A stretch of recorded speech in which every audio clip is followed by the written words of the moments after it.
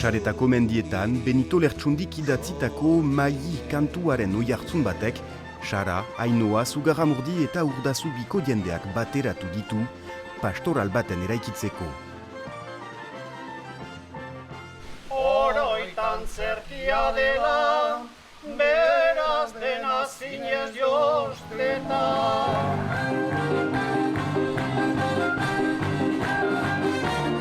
Hirurogeita hamar zale, adin guztietakoak, gehienek ez dute sekulan pastoral batean parte hartu.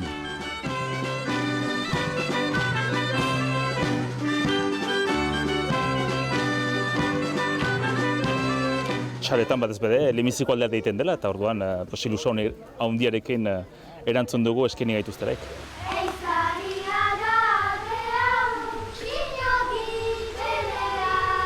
Lagunekin ongi jostatzen gira eta ula entrenatu zainiz ikasten dugu. Lagun berriak egin ditugu eta ezagutu gira elkarrekin eta biziki ongi pasatzen da.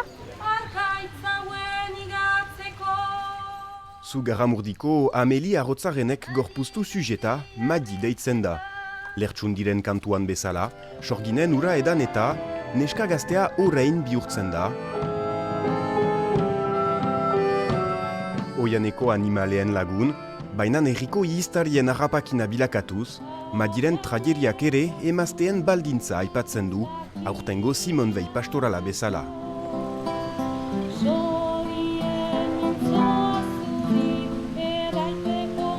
Bikaina da, berriz emazte bat izaitea hor, eta bere emazte gazte bat, gaztea bere askatasunez goxe, eta bere bizia errabaiten du, eta sartzen da animale mundu hortan, eta hori dugu kontatzen historia horrekin. Javier Jabenek idatzitako Madiren tragedia emana izanen da asteburuntan Zugarramurdiko leizeetan eta heldu den astean Sarako plazan.